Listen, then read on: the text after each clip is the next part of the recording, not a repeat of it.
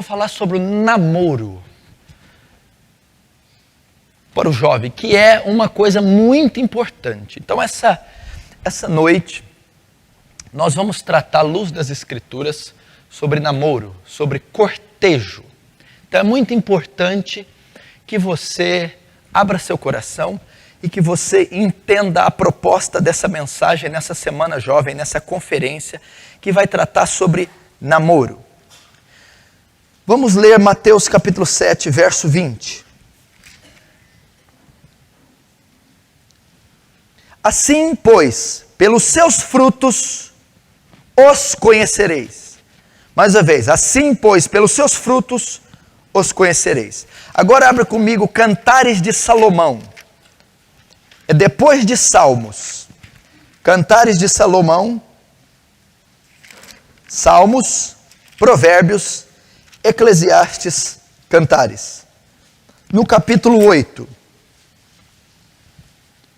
verso 4. Cantares de Salomão, capítulo 8, versículo 4. Conjuro-vos, ó filhas de Jerusalém, que não acordeis, nem desperteis o amor, até que este o queira. Vamos orar mais uma vez então. Pai, eu te dou graças por essa noite, Senhor. O Senhor tem sido bondoso para conosco. Bondoso para com essa geração de jovens, especificamente nessa igreja. Eu acredito que muitos aqui estão ouvindo o que a grande maioria jamais ouviu e temo eu que jamais ouvirá, Senhor. E o Senhor tem feito isso por causa da sua grandeza, soberania, dos seus decretos. Por causa da sua onisciência, o Senhor escolheu esse povo para receber a mensagem sagrada do Evangelho, a verdade das Escrituras e todo o conselho de Deus. Nós somos agraciados, porque nós não merecemos. Somos miseráveis pecadores, que sempre, Senhor, caminhávamos debaixo da sua ira. Mas alcançamos graça e achamos misericórdia junto ao seu trono, junto ao seu Filho, Senhor. Poupa esses jovens, Senhor. Poupa esses jovens das heresias, das blasfêmias, do mundanismo, da cultura. Poupa esses jovens da sociedade moderna ímpia, maldita, que quer matá-los, que quer fazer deles inertes, passivos, imaturos, Senhor. Mas faz uma geração de homens e mulheres bíblicos, santos e poderosos, que governem bem suas casas, ministérios e essa sociedade, e que tributem a Ti todo louvor e glória nas suas vidas pessoais. É em nome de Jesus que eu te peço. Amém e amém.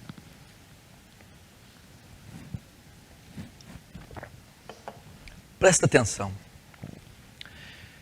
Se tem algo que eu tenho falado nos últimos meses aqui deste púlpito, é sobre a família, sobre as famílias.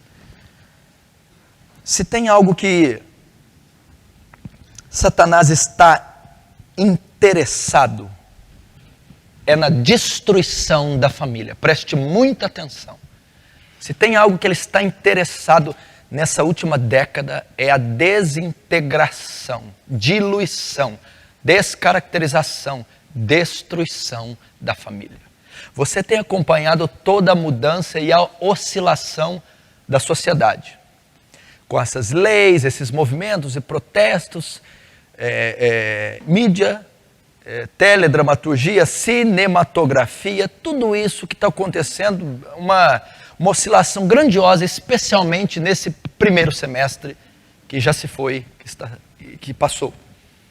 E você vai ver que todas essas mudanças, para o bem ou para o mal, essas crises, tudo que está acontecendo, ela tem um viés familiar. O objetivo dela, a propensão dela é afetar a família.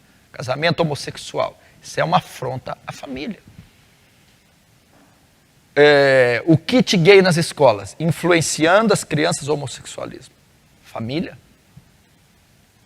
A revolução sexual que permite o sexo entre solteiros com a maior normalidade. Família. A efeminização do homem, tirando a figura máscula, viril, ombril e líder do homem. Família. A masculinização da mulher, ou movimento feminista. Família. A rebeldia, insubmissão e a individualidade do jovem, do filho. Família. O objetivo de Satanás é tocar no principal componente, órgão, peça que compõe a sociedade, a família. Porque se ele entrar nesse seio, se ele entrar no vínculo familiar, ele destrói o Estado, ele destrói a igreja, ele destrói a sociedade, ele destrói a raça humana. Por exemplo, se o casamento homossexual for aprovado em escala mundial, ele significa a extinção da espécie. Simplesmente isso. Se for normal, se todo mundo trocar de sexo, é igual à extinção da espécie. E aonde isso está afetando? A família. Então eu tenho notado sutil e sorrateiramente, em algumas repartições, e descaradamente em outras, que o plano de toda essa movimentação é a derrocada da família, é levá-la à destruição, à bancarrota, à diluição. É a família. Então notem tudo o que está acontecendo e você, se tem um pouquinho de juízo, ciência, consciência, lute e guarde, trabalhe com unhas e dentes por sua família, porque ela é alvo de tudo. Toda a literatura infantil, tudo que está sendo feito na programação televisiva é para destruir a tua casa, a tua esposa, os teus filhos e você mesmo. A família. E o que isso tem a ver com o namoro e o namoro bíblico? É porque uma família, ela só inicia com a união de dois sexos opostos. Ou seja, de um homem e uma mulher. Tudo se inicia quando sexos opostos se unem num relacionamento que chega no matrimônio, formando assim a família. Então, se você está vendo muitas famílias destruídas, muitas famílias sofrendo, você vê dentro da igreja o índice de divórcio é muito grande. O índice de adultério, de infidelidade conjugal é muito grande. O índice de fornicação, pecados de imoralidade entre os solteiros é muito grande. O índice de traumas, crises familiares que envolvem toda a família ou partes, membros da família, está muito grande. Você vê toda sorte de problemas envolvendo principalmente a relação conjugal dentro da igreja. Por quê? Isso ocorre em grande escala por conta desse fenômeno, dessa prática que não é bíblica chamada namoro. Não existe essa palavra, essa prática. Essa prática é algo novo. Nunca se viu na história de toda a humanidade a prática do namoro. O namoro é algo que veio de 200, 150 anos, 100 para cá. Em toda a história da humanidade nunca existiu essa prática. E ela é nociva, diabólica, demoníaca. Você não vai encontrar. E Mateus 7,20 vai dizer o quê? Pelos seus frutos o conhecerei. Você conhece uma árvore pelo fruto que ela dá. Você conhece se a árvore é boa pelo fruto que ela dá. Então você conhece uma empresa, uma pessoa, uma igreja, qualquer coisa, você conhece, sabe se ela é boa ou não pelos frutos que ela dá. E os frutos que o namoro tem produzido em 100 e poucos anos são negativos, são nocivos, são traumáticos. E por conta de relações antibíblicas e relações dispendiosas que são namoro, que é o namoro, que vai trazer nessa relação sexo antes de casamento, traição, feridas, traumas, vai lançar para o casamento e para a família as sequelas desse namoro, dessa prática, desse fenômeno que não é bíblico. E ele vai ser praticado fora dos padrões bíblicos e ele vai ser praticado naquilo que é o início da família. Então, se eu praticar algo que é antibíblico, que é nocivo, pelo fruto eu tenho conhecido que é mal, eu vou levar para aquilo que é o início da família todas as consequências dessa prática nociva. Então nós temos casais, nós temos famílias que estão sofrendo por conta dessa prática ter sido mal executada. Por exemplo, relacionamento precoce, incompatibilidade de gêneros, incompatibilidade espiritual, pecado durante a trajetória desse relacionamento. Então, toda aquela coisa despadronizada vai afetar o meu futuro casamento, a relação com os meus filhos ou com a minha esposa. Então, à luz das Escrituras, é muito difícil falar sobre namoro. Não existe namoro nas Escrituras, não existe essa prática nas Escrituras. O namoro não é bíblico, não existe a palavra namoro. Dentro das Escrituras, um homem e uma mulher só se ajuntam para o matrimônio. Você só vai encontrar o cortejo, que é o noivado, que é o acompanhamento que um tem com o outro, uma amizade próxima até o laço matrimonial. Fora disso, você não encontra qualquer menção de um relacionamento que não seja para o casamento nas Escrituras. E nós, como cristãos, devemos seguir e obedecer os padrões da palavra.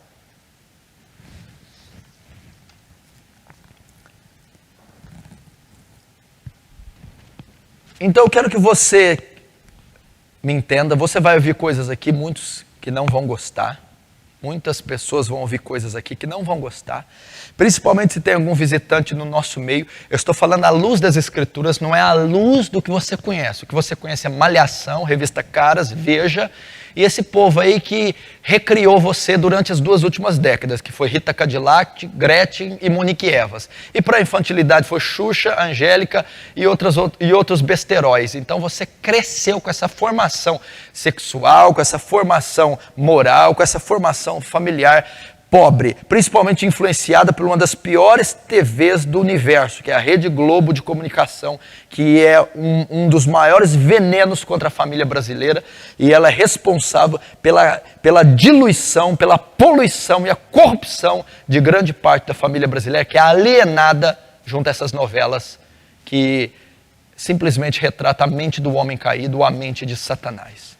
Agora, à luz das Escrituras, o relacionamento que você tem, quer ter ou já teve, não tem nada a ver com o que as Escrituras dizem. Então, difícil falar dessa prática, porque ela só existe de 200 anos para cá. E quando você não tem essa baliza, essa verdade, e se relaciona antes do tempo, ou se relaciona com várias pessoas, a Bíblia diz que a união do casamento, o casamento é uma união mística, onde 2 se tornam 1, é uma união monossomática, um soma corpo, um só corpo. Então, uma união mística. Mas muitos namoros ocorrem de uma certa forma, um pouco dessa união. Então, a parte de um no outro.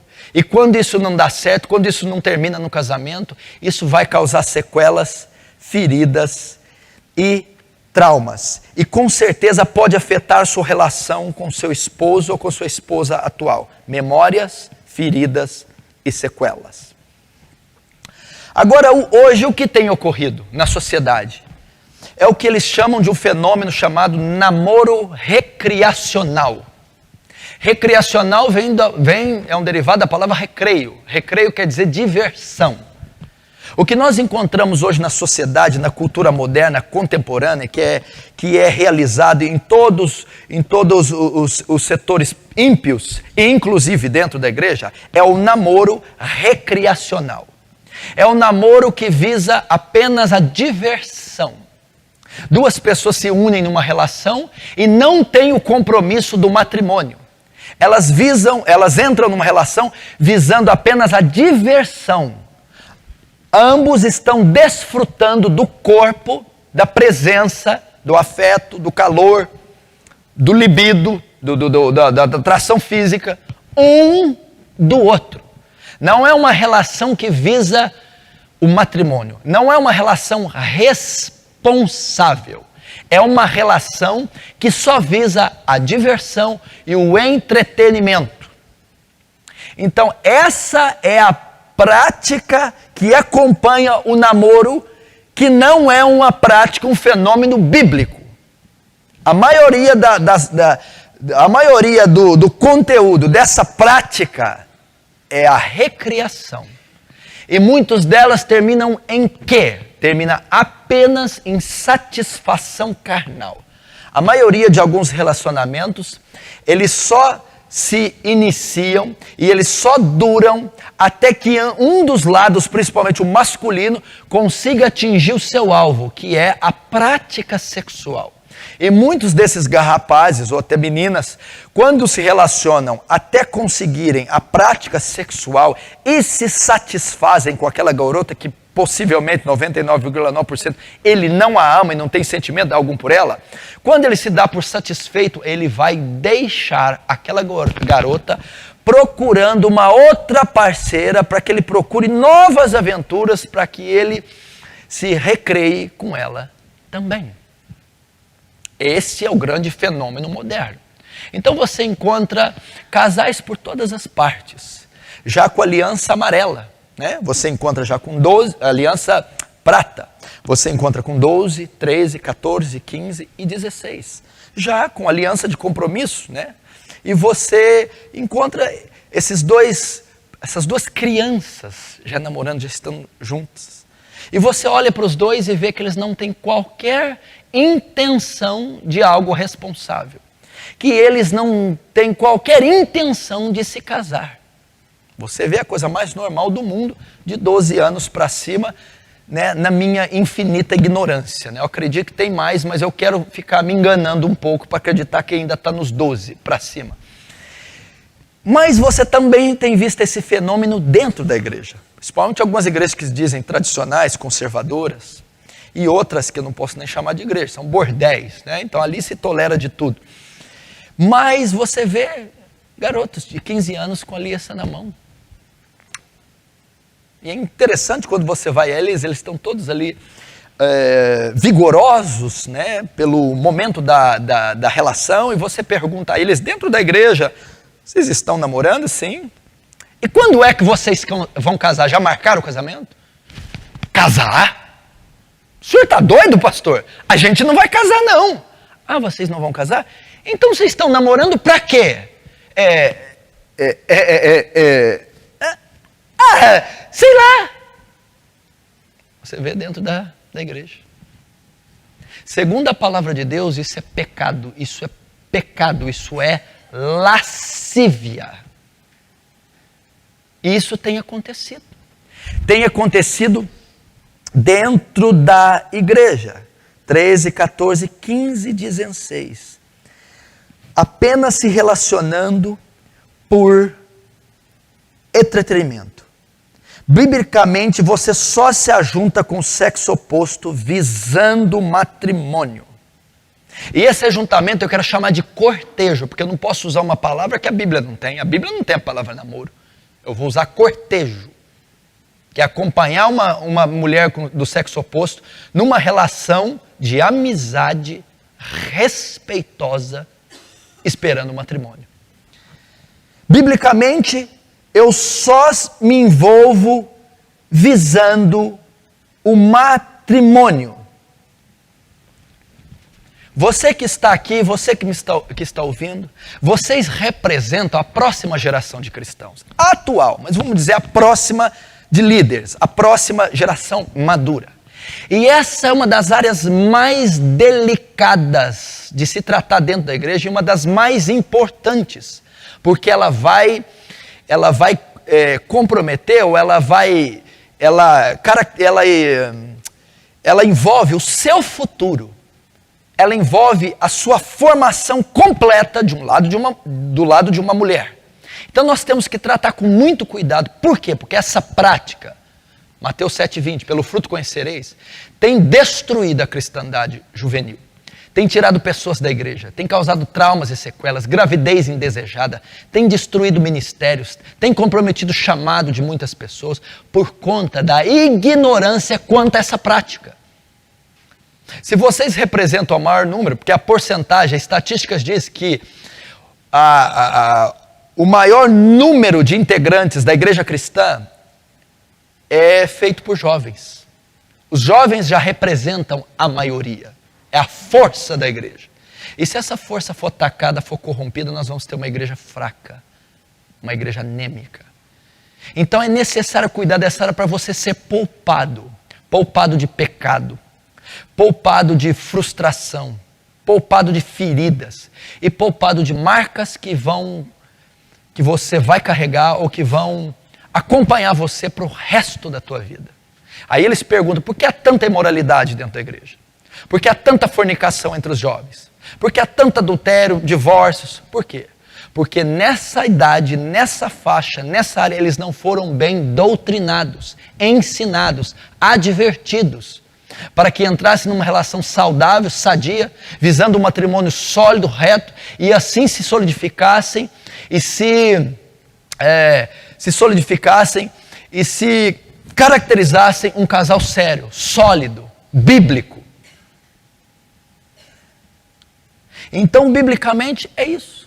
Você que está aqui, então, jovem, você que vai me assistir, você que ora por uma garota, ora por um garoto, você que quer estar com uma pessoa, você que tem esse desejo, você que tem carência afetiva, ou já se despertou em você o desejo pelo sexo oposto, até fora do tempo, biblicamente, para você, para as escrituras, por quê? Nós estamos trazendo uma mensagem para a igreja, para jovens cristãos.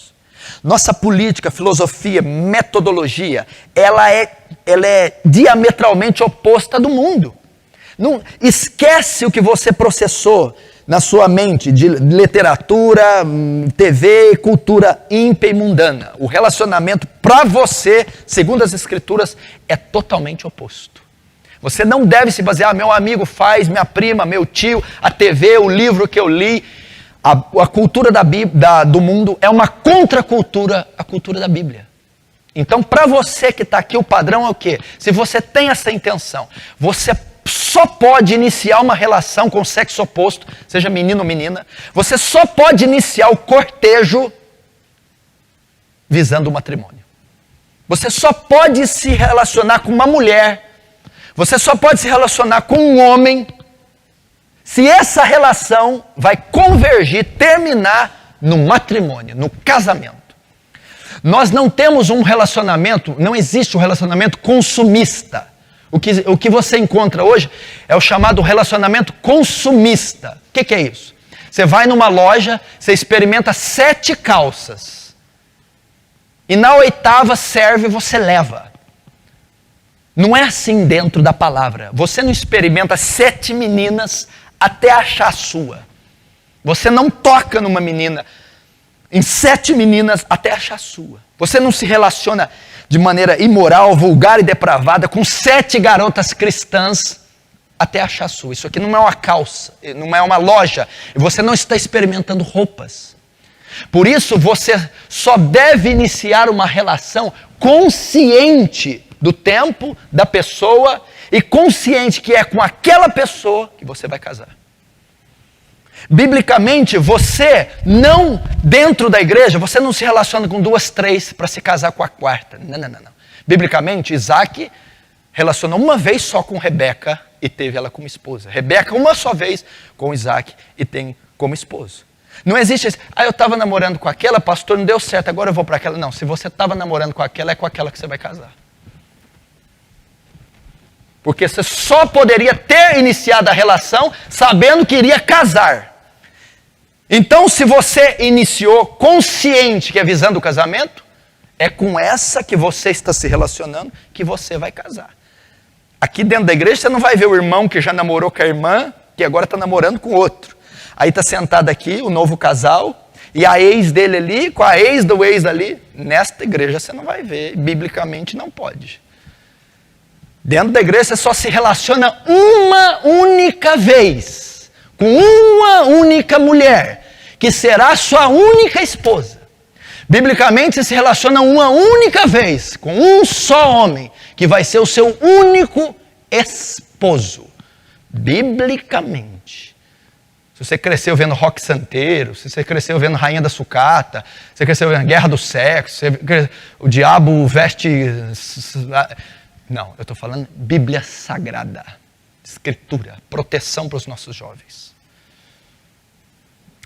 Pastor Luiz só conheceu a Gabriela, casado com a Gabriela. Pastor Cunha só conheceu a Anélia, casado só com a Anélia. Pastor Danilo só conheceu a Soraya e vai se casar agora só com a Soraya. É dessa maneira. É dessa maneira. Não tiveram 30 relações para até encontrarem a sua relação, até encontrarem o seu parceiro e assim se casarem com ele. De maneira nenhuma. Uma pessoa que única pessoa que se relacionaram, eles se casaram. O que ocorre quando um relacionamento não visa o matrimônio? Quando é um relacionamento sem responsabilidades. Veja você, talvez alguém já está achando ruim, principalmente as meninas, né? Ou talvez os garotos. Pastor, então quer dizer que biblicamente não existe namoro? Não. Biblicamente não existe essa prática, esse fenômeno? Não. O que é o namoro? É a união íntima de um casal que precede o matrimônio, que é menos íntima e menos responsável que o matrimônio. Não tem. Então é um fenômeno que veio de 200, cento e poucos anos para cá? Sim. Ok. E biblicamente eu só posso me juntar a uma mulher, cortejá-la, acompanhar. Porque, vou te dizer, tem práticas dentro do namoro mundano, secular e até cristão contemporâneo que são restritas ao casamento. Quem falou que você pode tocar na sua namorada? Quem falou que você pode fazer sexo com ela? Quem que você falou que você pode ter ver a nudez dela? Isso está restrito para o matrimônio. Por isso que não há relação do namoro. Porque no namoro, eles já fazem coisas que só no matrimônio eu posso fazer. Por isso que é 2 solteiros e só se tocam quando se tornam casados. O namoro foi algo diabólico, criado para o casal fazer aquilo que ele só poderia fazer dentro do matrimônio. Então por isso que não existe namoro. E eu só posso cortejar uma moça visando o matrimônio. Então nessa igreja, regra. Jovens só vão se relacionar aqui visando o casamento um com o outro.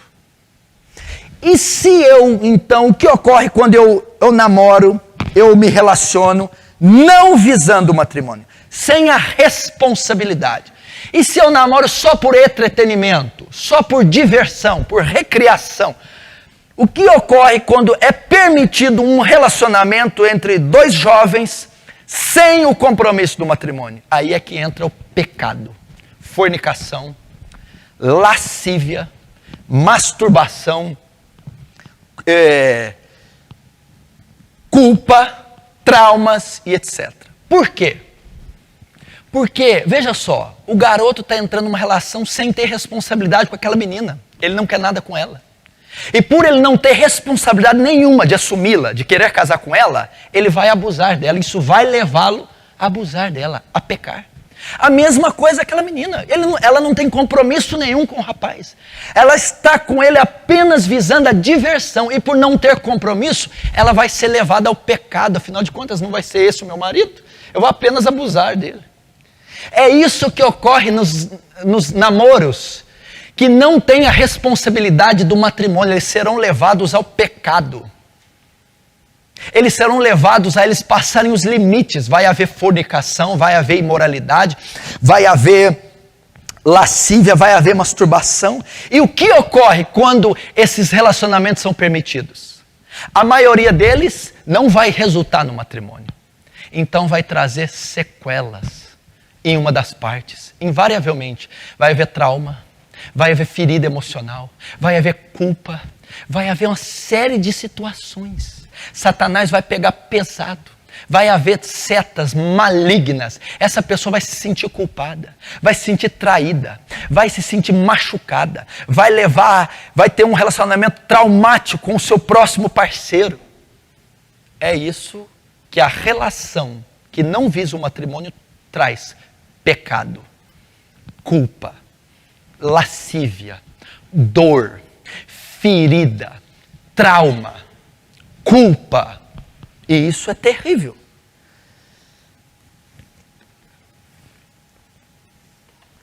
Então, você deve entender isso, você que está me ouvindo. E você que vai ouvir. Se você não está namorando ainda, não está cortejando, você vai levar esses princípios para o seu relacionamento. E se você já está namorando, você deve aplicar esses princípios, porque senão você vai levar todas as consequências para o seu casamento. E isso é gravíssimo. Você precisa saber, precisa ter essa pureza. Outra questão, outra pergunta interessante. Uma das grandes perguntas no meio cristão é: quando um casal pode iniciar o cortejo? Quando então? Qual é a hora? Como eu sei que eu posso iniciar um relacionamento, o namoro, o cortejo? A menina: quando eu sei que eu posso me envolver com um homem? O menino: como eu posso saber, como eu sei que eu posso me envolver com uma mulher? Como iniciar? Qual a época? Qual a data? Qual o tempo? Como saber? Como discernir? Como então me envolver? Já que o senhor está colocando um campo minado diante de mim, eu estou até pensando em virar frei, padre, bispo, celibatário, muçulmano, terrorista. Ou ateu, porque eu não preciso obedecer ninguém. Segundo a psicologia, olha o que a psicologia demoníaca, freudiana ensina. Freud explica, ainda bem que Freud explica. Jesus executa, Jesus faz, Jesus manifesta. Segundo a psicologia, quando que um menino deve namorar com a menina ou a menina com o menino? Quando deve ser permitido a relação de um casal ou de pessoas do sexo oposto? Segundo a psicologia, é quando nasce o desejo na criança pelo sexo oposto. Quando se inicia, é sinal que eles já estão prontos e preparados para começar uma relação. Por exemplo, então se o garoto tem 10, 11, 12, ele sente desejo e atração por uma menina. Isso é o termômetro, é o sinal para a psicologia que ele já pode se relacionar com a menina com 12. A menina tem 10, 11, 12, 13, ela sente atração pelo sexo oposto, por um rapaz com 13 anos. Segundo a psicologia, essa é a época de liberar o namoro, de liberar a relação. Só que o que acontece? Na nossa sociedade, isso ocorre cada vez mais cedo.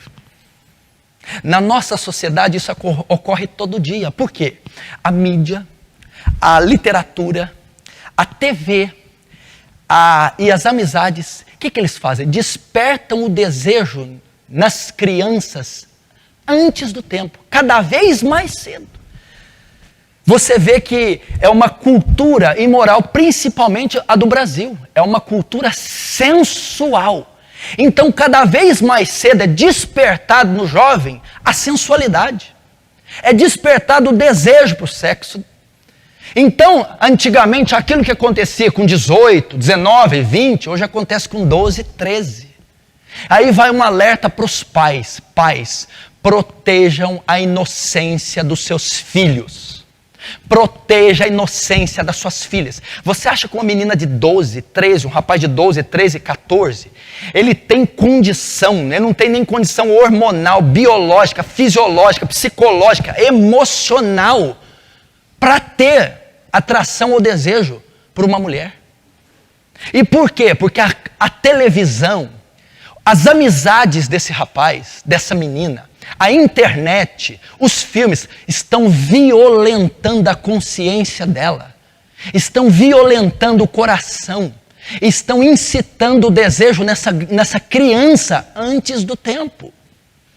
E nesse menino antes do tempo. É dever do pai proteger. Se você notar 20, 30, 40 anos atrás, esses meninos, criança, menino de roça, com 15, 16, 17 anos, eram crianças puras e inocentes. Não tinha a menor noção de sexualidade. Menor noção dessa depravação que é hoje. Hoje, uma menina de 12, 13, uma menina de 15 já é mãe de um menino de 3. Com um rapaz de 14, que é um Zé Mané. Os pais. Você já viu aquele tio quando chega na tua casa? Pai. Você já viu aquele tio quando chega? Tá lá teu garoto de 14, 15 anos e chega aquele tio mundano, ímpio. E aí, moleque, como é que tá? Quantas você já pegou? Quantas você já pegou na escolinha? Precisa namorar, hein? Se é o meu filho, eu tô ouvindo, eu venho, eu cato no colarinho e arranco e falo, não tira a inocência do meu filho! Não tira a inocência! E você devia fazer o mesmo. Se você vê mensagens no celular, amigos imorais indecentes, tire da vida do seu filho. Porque quanto mais cedo eles ingressarem nesse mundo da sexualidade, mais dores eles terão. O que o seu filho está vendo na TV? O que a sua filha está vendo? Com quem que eles estão andando? Você já viu que muitas vezes as suas filhas estão andando com meninas estupidamente imorais? Estupidamente vulgares? Você já viu com quem que elas estão teclando? Você quer a máquina de afetar sexualmente mais um jovem, uma mulher, do que a internet? Facebook, Orkut, Twitter, sites, bate-papo, MSN. Se você pudesse pegar o registro das conversas, das mensagens, das fotos que são exibidas nessas mídias sociais, que os seus filhos engolem todo dia, vocês vão ver que o índice de prostituição, de imoralidade é altíssimo. E está violentando a tua criança que você deixa ficar no teclado igual um panguão, igual um painaca. Está violentando a tua filha. Por isso que a tua filha tem 13, 14 anos, já se veste como uma mulher de 30. E algumas já se vestem como prostitutas. Ai, pastor, não fala isso. Provérbios 7:10 fala que quem se veste sensualmente, veste-se como uma prostituta. Uma menina dessa vai para a cama com um cara com 14 anos, brincando. Então é dever dos pais proteger a inocência dos filhos. Manda pentear a boneca, manda brincar de carrinho, manda lavar louça, manda fazer serviço de casa. Então proteja. Então, segundo a psicologia, é isso. Então, se a psicologia está ditando isso, Satanás vai trabalhar para que nas nossas crianças desperte o desejo pelo sexo oposto cada vez mais cedo, assim permitindo a relação de dois infantes. Isso é um absurdo. Então você que está aqui, não é este o padrão para você. Não é esse para você não é o sinal para começar uma relação. A pergunta é, nossa pastor, então quando eu posso começar o cortejo, um namoro, uma relação com o sexo oposto? A psicologia diz que é quando despertar o desejo. Cantares capítulo 8, verso 4 diz, sabe o quê? Nós abrimos. Conjuro-te, ó filhas de Sião, que não despertei o meu amor até que este queira. Ela está dizendo assim, não desperta o meu desejo pelo sexo oposto fora do tempo. Olha lá a palavra dizendo, para nós, padrão para vocês não podem desejar uma menina, você não pode desejar um garoto antes do tempo ideal, fora do tempo. Há um tempo para você ter desejo pelo sexo oposto. Há um tempo para você começar a relação. E esse tempo não é na infância e na adolescência que foi criada pela psicologia nos anos 60.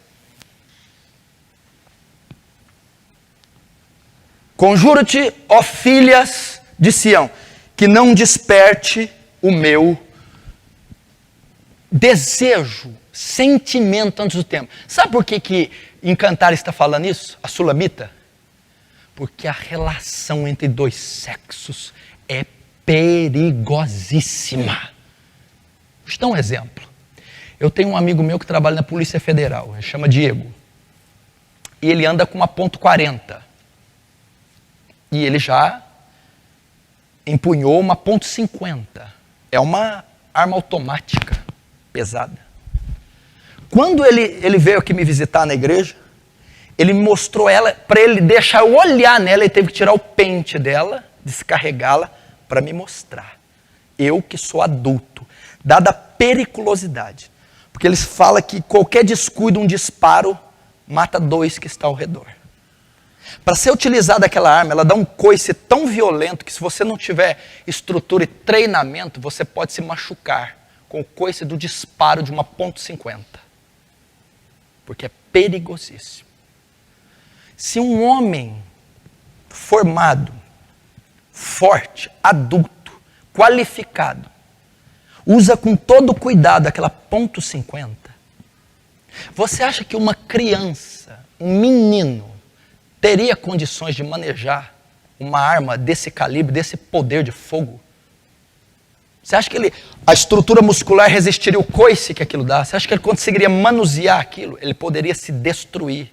Aconteceu um acidente e uma tragédia gravíssima. A mesma coisa, você acha que o menino de 16 anos tem condição de sustentar uma relação perigosíssima com o sexo oposto, sem a menor estrutura, condição física, biológica, preparação emocional? Ele vai se arruinar e vai acontecer uma tragédia com ele. Isso é o namoro. É algo perigosíssimo, seríssimo.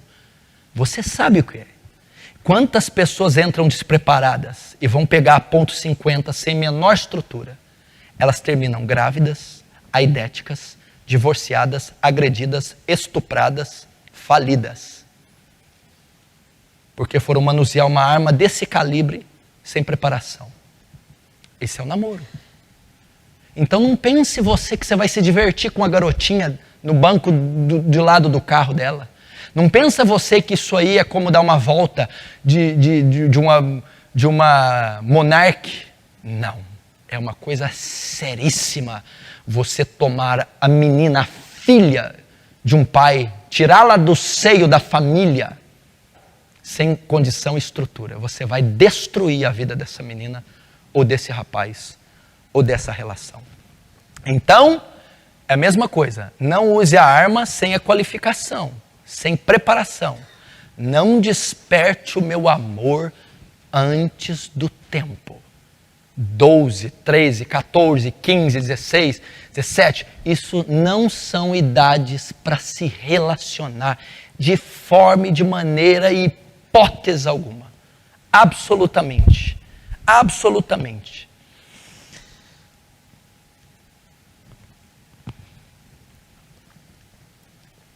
Quando então eu inicio uma relação, pastor? Quando é permitido biblicamente? Já que o senhor disse que é grave, é sério, a psicologia ensina quando desperta o desejo. Cada dia isso ocorre mais cedo. A Bíblia, se só inicia um relacionamento visando o matrimônio, então, veja só, eu só posso iniciar, você que é solteiro, só pode iniciar a relação com o sexo se você pretende se casar. Então, se é só quando eu pretendo me casar,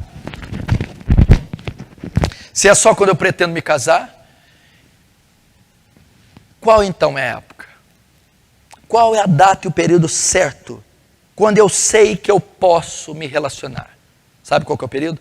Quando você for homem.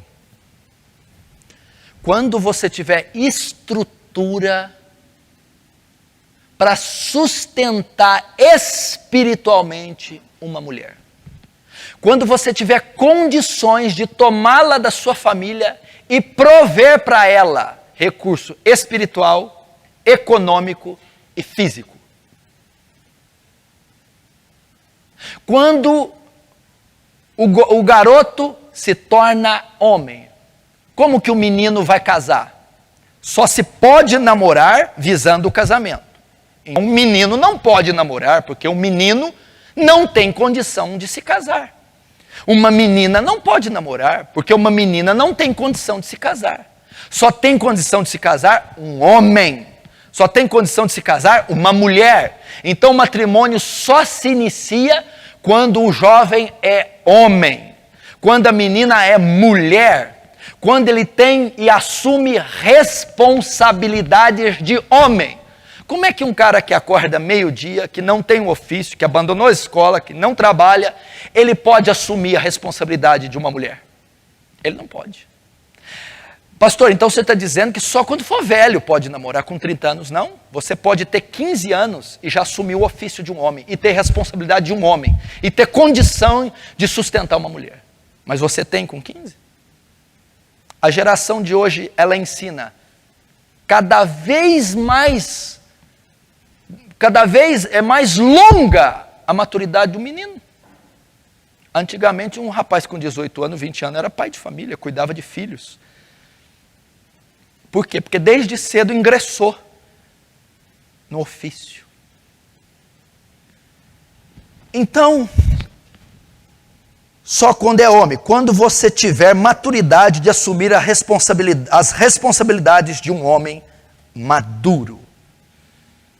Você que é homem que está aqui, que é menino, solteiro, quer namorar, quer cortejar, quer se relacionar com o sexo oposto, você pode apenas se você tiver o propósito de casar com essa pessoa. Então, quando que eu posso me casar? Quando você decidir assumir as responsabilidades de um homem. Quando você deixar o videogame, a internet, quando você deixar as práticas infantis, idiotas, estúpidas e assumir os ofícios de um homem. Trabalho, estudo, responsabilidades, dívidas, maturidade, equilíbrio, controle. Quando você tiver essas características, você está pronto para assumir uma mulher. Biblicamente é desse jeito. É exatamente o que a Escritura. Não, pastor, eu quero fazer antes. Tudo bem. Causa e efeito. Você vai sofrer as consequências. Uma pessoa despreparada, inexperiente, um moleque, está achando que é Peter Pan, que é Romeu e Julieta. Romeu e Julieta. É seríssima o compromisso do matrimônio, da relação. Então, quando você tiver maturidade de assumir as responsabilidades de um homem maduro, quando você tem condição, você pode cortejar. Então, para os homens, para os meninos. Tem esses meninos aqui. 14, 15, 15, 13 e 14 e 15. 13, 14 e 15. Estão na 8ª série, primeiro colegial. Como que os meninos desses têm condição de namorar? O que eles têm para oferecer para uma menina? Além de idiotice, ignorância e estupidez.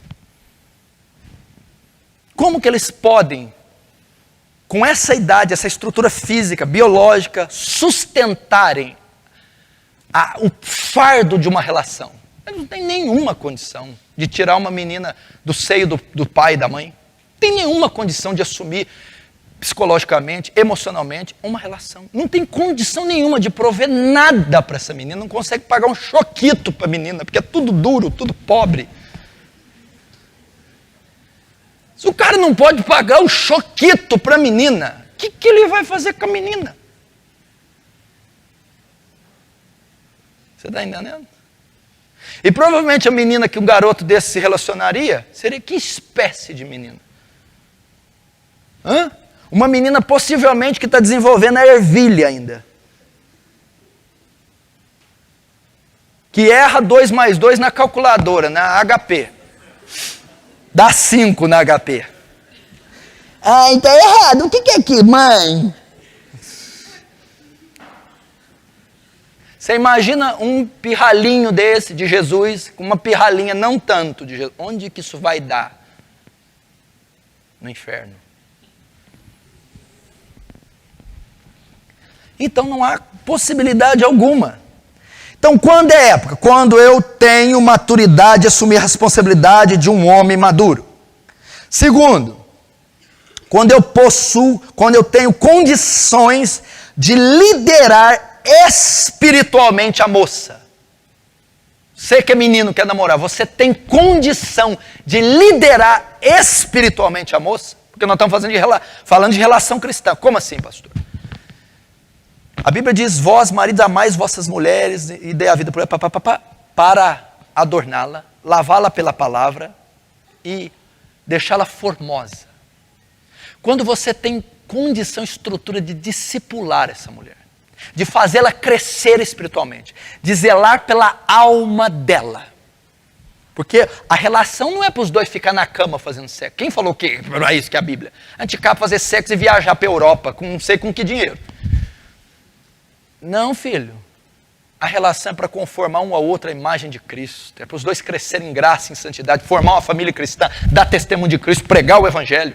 Então a função, o marido só tira, o menino, o homem, só tira a menina da família quando ele tem condição de assumir a autoridade espiritual dela. Discipular, ensinar as Escrituras, fazê-la crescer a imagem de Cristo, ensinar, moldar o seu caráter, zelar pela salvação dela. Não, a salvação não é não, pastor. É, porque a Bíblia diz, amai vossas esposas como Cristo amou e se entregou a elas, sendo ele salvador do corpo. Então Cristo é o salvador do corpo, igreja. O marido o salvador da mulher.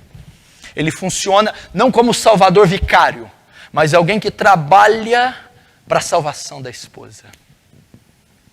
Como é que o menino de 15, 12, 11, 13, ele nem ele está salvo? Aí você... Terceiro, quando...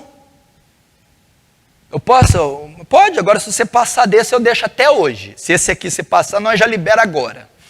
Tá? Eu já venho aqui, já te benzo e te curo.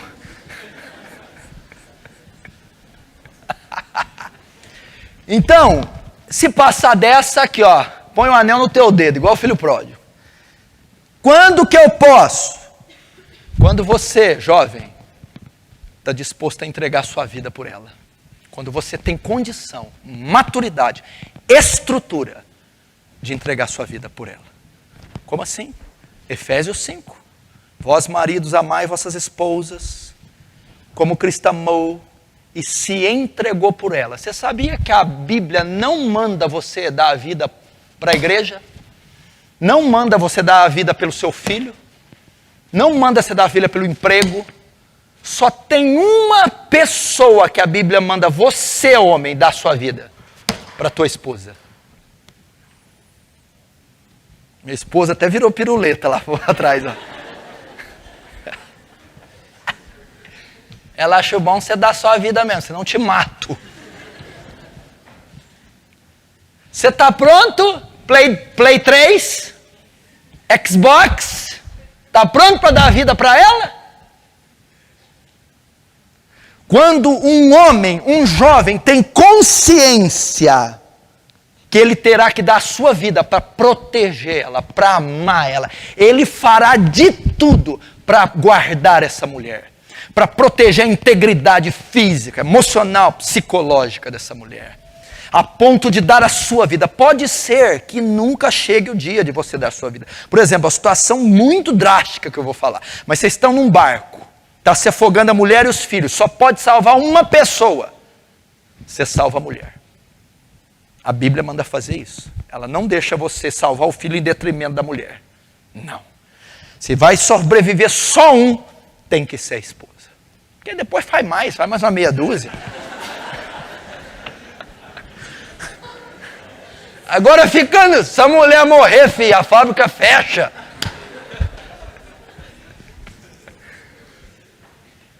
Você está entendendo? Eu sei que quando você estiver vendo as duas carinhas afogando, você fala, eu vou afundar essa véia. Não faz isso! Eu vou salvar o meu garotão. Não é o garotão. É a véinha. Então, quando que eu começo a relação? Quando o jovem tem condição de entregar sua vida por ela. Ele enfrentará tudo o que for possível para protegê-la, para amá-la, para promover afeto, para sustentar essa mulher e dar a vida. De sorte que a Bíblia diz que eu não dou a vida nem pela igreja, nem pelos meus filhos, nem pelo ministério, nem por missões. Única e exclusivamente o marido deve dar a vida pela sua mulher, pela sua esposa. Terceiro, quando é que eu posso começar uma relação? Quando eu tenho condição de sustentá-la economicamente. Você vai tirar uma menina que tem cama, roupa lavada, comida, conforto, para passar fome com ela? Não. Quando você... Agora me diz se alguém de 12, 13, 15, 17 tem condições Se você anda de carro e é teu pai que põe a gasolina, você não está preparado para casar, não. Se as suas cuecas são sua mãe que dá ainda, é a sua mãe que dá ainda, você não está preparado para casar, não. Porque se você não tem condição de se autossustentar, como é que você vai sustentar a sua noiva, esposa ou a que você está cortejando? Como é que se pensa numa relação? Sem ter condição. Eu não estou dizendo que casa própria, carro zero, nem salário de 10 mil reais. Eu não estou dizendo. Eu estou dizendo que você tem o mínimo e o básico e tem uma condição mínima de pelo menos projetar junto com essa menina. Agora, se a roupa que você anda é a mãe que dá, a gasolina no seu carro quem põe é o pai.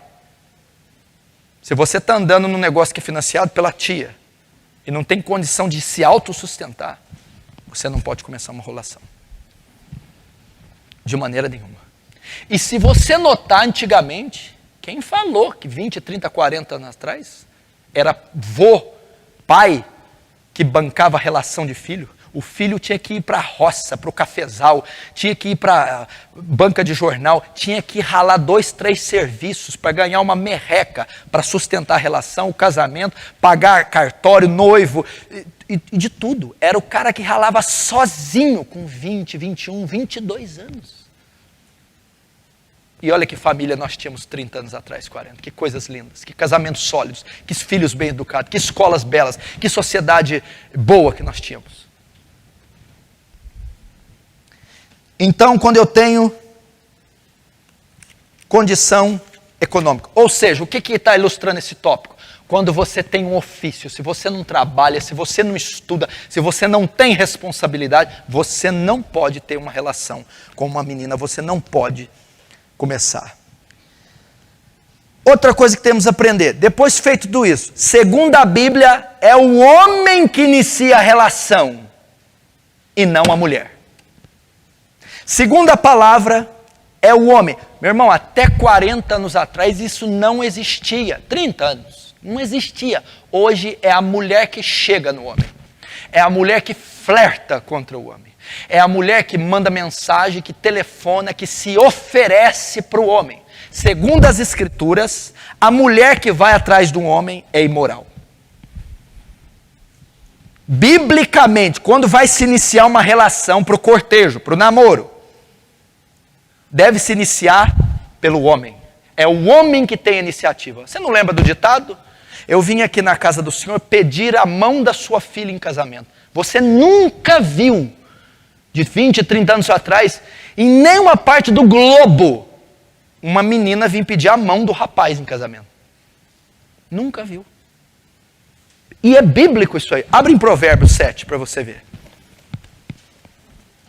Provérbios 7.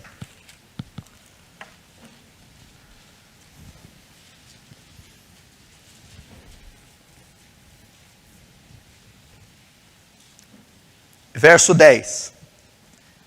Provérbios 7, 10. Eis que a mulher lhe sai ao encontro com vestes de prostituta, e astuta de coração, é apaixonada e inquieta, cujos pés não param em casa. Ora está nas ruas, ora está nas praças, espreitando por todos os cantos. Aproximou-se dele e o beijou. Até aí. Ali, ó, você viu? Está falando de uma mulher que saiu atrás de um homem. Como ela é considerada na Bíblia? Prostituta, imoral. Biblicamente, meninas, vocês não se oferecem, não vão atrás dos homens. São os homens que te procuram. Então, menina que liga, fica indo atrás de rapaz, ligando para rapaz, mandando mensagem, mandando presente para rapaz, segundo a palavra, é atitude de mulher imoral. Segundo a palavra, é o homem que vai atrás. Quando Isaac foi casar com Rebeca, foi Rebeca que foi atrás? Abraão pede para um servo ir, vai e traz uma mulher para o meu marido. Foi um representante de Isaac que foi até Rebeca. Jamais uma mulher na Bíblia iria atrás de um homem. E quando ela vai, ela é prostituta. Então não, você não faz isso. Isso não é bíblico para mulheres cristãs, meninas. flertar, mandar mensagem, ligar, se oferecer, mandar presente, se insinuar, que até isso está acontecendo. Quem faz isso biblicamente é prostituta, é imoral. Se você tem algum sentimento por algum rapaz, é ele que tem que vir até você, e não você até ele.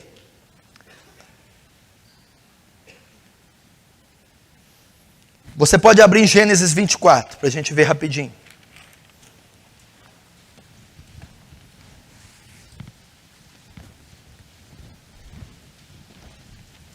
Gênesis, estou acabando já, fica nervoso não.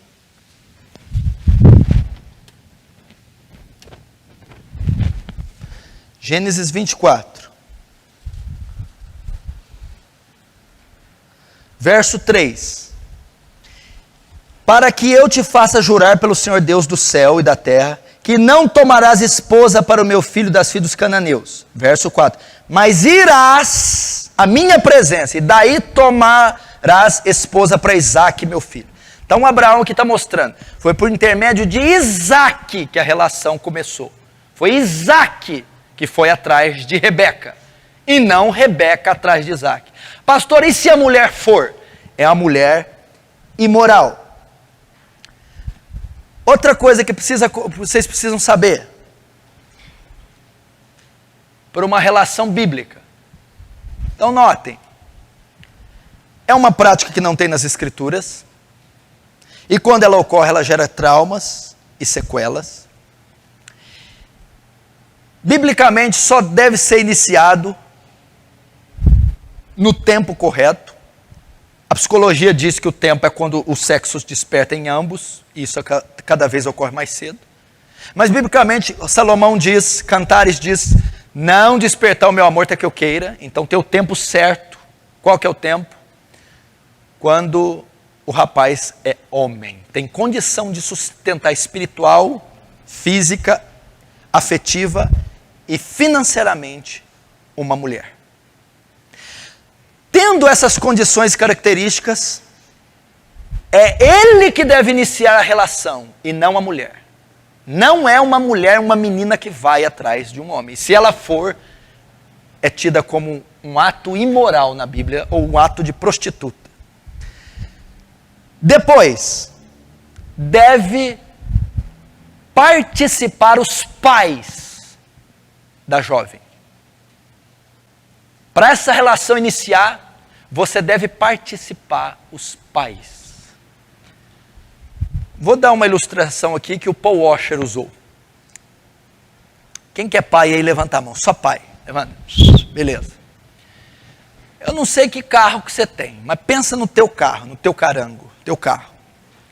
Se ele for velhinho, eu vou te dar um de presente na imaginação agora. Zerinho, você tirou aquele, nossa, cheirando aquele banquinho de couro, sabe que negócio? Novinho. Você vai e dorme. 2 horas da manhã, pula um maluco lá de 16 anos. Vai no teu chaveiro, pega a chave. Abre a garagem, liga e vai sair com o teu carro. E dá cavalo de pau. Risca o carro. Dá uma amassadinha e tenta arrumar. Rebenta. Cerveja, cigarro, carro. 6:02 ele para lá e põe lá. Você acorda tranquilo e olha para o teu carro e fica sabendo. O que você faz com esse pirralho de 16 anos que catou o teu carro e usou e abusou do teu carro? Você arrebenta ele. Não arrebenta? Só que nós não estamos falando do teu carro, nós estamos falando da tua filha de 16, 17, 15, que ele vai pegar 1 da manhã, vai usar e abusar e vai te devolver 6 horas da manhã sem você saber. O que você vai fazer com esse cara? Então você não pode se relacionar com uma moça sem a concepção dos pais. Os pais têm que ser participados e têm que aprovar. Você quer ver biblicamente? No mesmo Gênesis que você está. 24. Lembra que Isaque foi atrás da menina? Não chegou lá e pegou ela não. Foi falar com o pai e o irmão mais velho. Gênesis 24, 15. Considerava ele ainda quando saiu Rebeca, filha de Betuel, filho de Milca, mulher de Naor, irmão de Abraão, trazendo um cântaro na mão.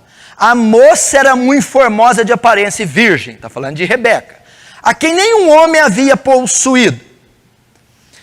Então o servo saiu ao encontro e disse: dá-me de beber um pouco de água do teu cântaro. Ela respondeu: bebe, meu senhor. Prontamente baixando o cântaro, lhe deu. Acabando ela de dar a beber, disse: tirarei água também para os teus camelos, até que todos bebam. Agora verso 23, olha lá. E ele perguntou, aqui o enviado de Isaac: de quem és filha? Olha lá, está preocupado com o pai, ó. Peço-te que me digas: haverá em casa de teu pai lugar em que eu fique? E a comitiva? Ela respondeu: sou filha de Betuel, filho de Milca, o qual deu à luz a Naor. Agora olhem no versículo 50. Ela é filha de Betuel e ela é irmã de Labão. Agora olha lá. Então responderam Labão e Betuel: isto procede do Senhor, nada temos a dizer fora da sua verdade. Eis aí Rebeca na tua presença, toma e vai-te, seja ela mulher do filho do teu senhor, segundo a palavra. Ele foi atrás do pai de Rebeca, foi pedir a mão de Rebeca para o pai e para o irmão mais velho. Primeiro é o homem que vai, depois que ele for maduro, tiver condição financeira, profissional, física, espiritual para cuidar da moça. Depois ele deve ir aos pais dessa moça. Você não pode tocar numa menina, você não pode ter um compromisso com ela sem que o seu pai avalie, aprove e abençoe. E se você é homem aqui, você não vai se relacionar com menina nenhuma sem antes ir falar com o pai. Porque hoje o que é? O que o jovem faz? Manda um amiguinho idiota falar para a amiguinha da amiguinha: ai, que tô gostando dela.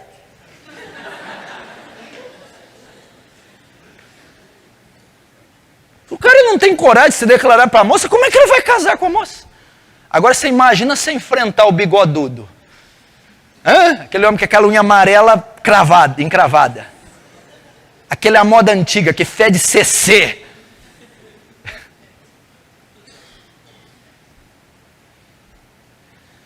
Você deve falar com os pais, bíblico. Isaac foi até o pai dela e o irmão mais velho: vocês permitem, consentem no casamento dela com meu filho? Filho do meu senhor? Sim, consentimos, pode levar, que isso vem do Senhor. Você deve pedir permissão, a bênção, a aprovação, o consentimento dos pais. Você encontra dois extremos hoje, ainda no Oriente Médio, casamentos arranjados. Vem um pai e procura um homem de boa índole e caráter e apresenta para a filha, então a filha não tem escolha, ela tem que se casar. Agora sabe qual é o outro instrumento? A menina de 16 anos sai, arranja um marido, chega para o pai: eu vou me casar com ele. E o pai não tem escolha.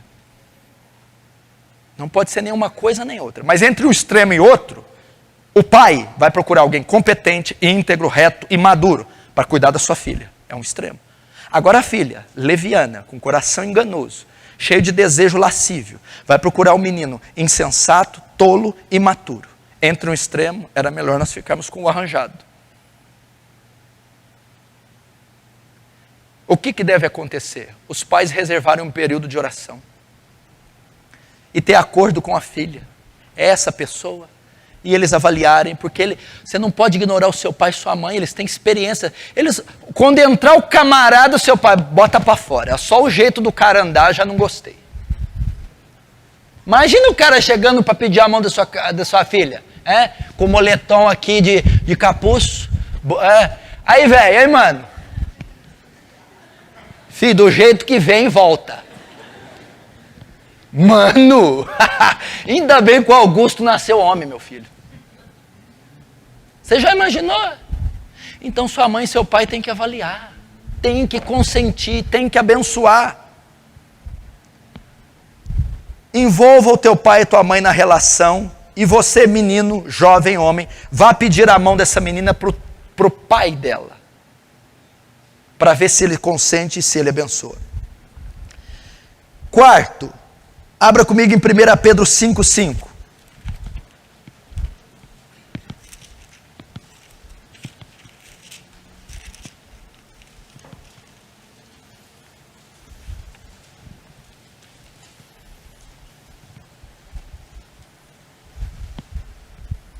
1 Pedro 5,5 diz assim: rogo-vos igualmente aos jovens, sede submissos aos que são mais velhos, ou aos anciãos, outro sim no trato de uns com os outros, cingi-vos todos de humildade.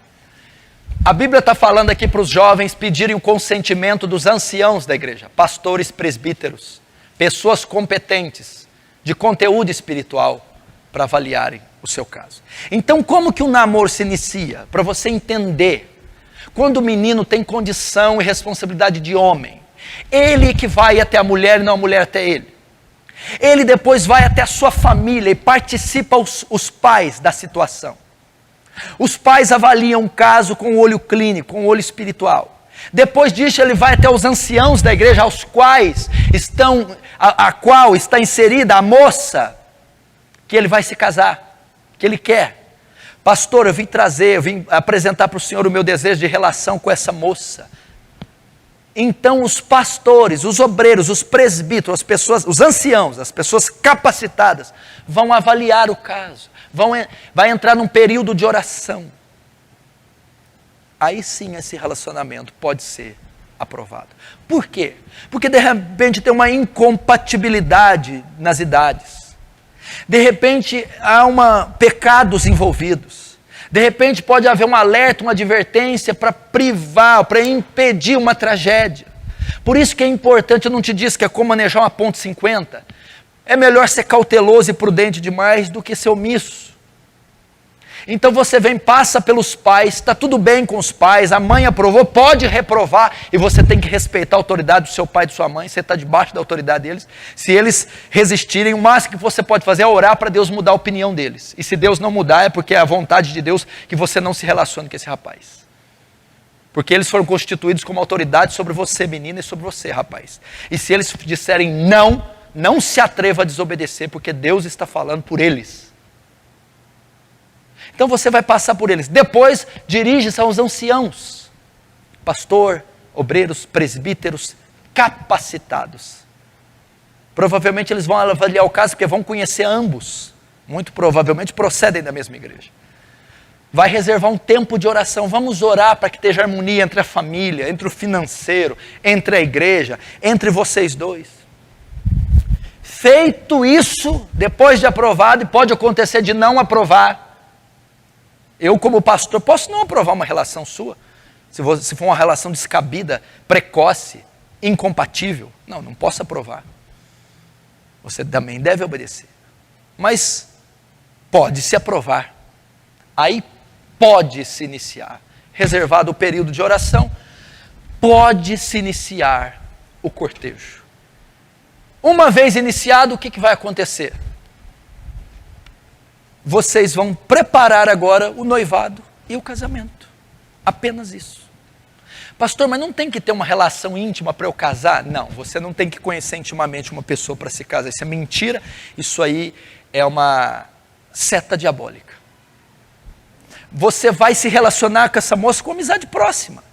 Você pode encontrar, você pode falar com ela, você pode ir na casa dela, ela na sua casa. Desde que jamais, em hipótese alguma, vocês fiquem só.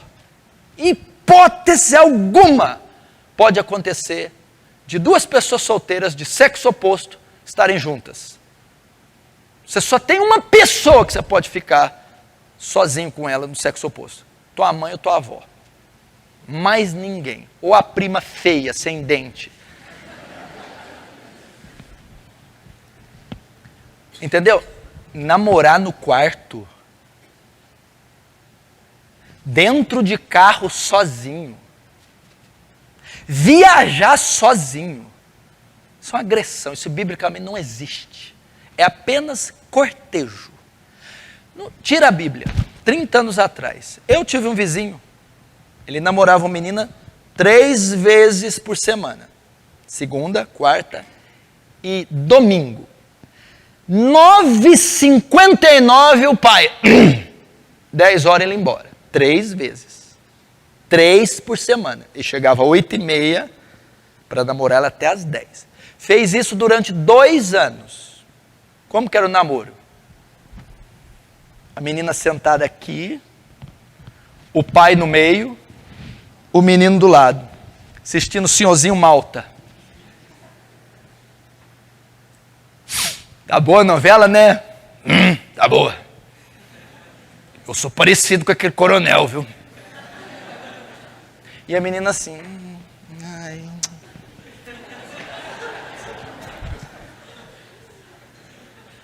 Então, Santos, né, o peixe.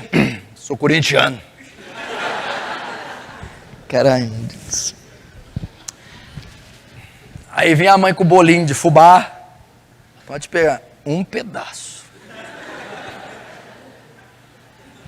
9,59. Pode acompanhar ela na fora, com a porta da sala aberta e ele assim. Aí dava aquele selinho, mas aquele assim, quase, né? Só saía no photocharge. Tá aí o namoro. 2 anos. Passou 2 anos, permitiu o casamento, tá casado faz 15 agora.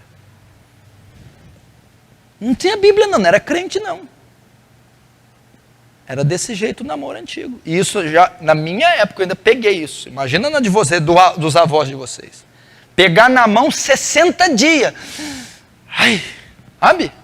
Se você tocasse numa menina igual põe no ombro, você tomava uma na cara. Não existia isso. Respeito, era senhorita. Então, o namoro cristão, o cortejo, ele não te dá direitos que só o matrimônio tem.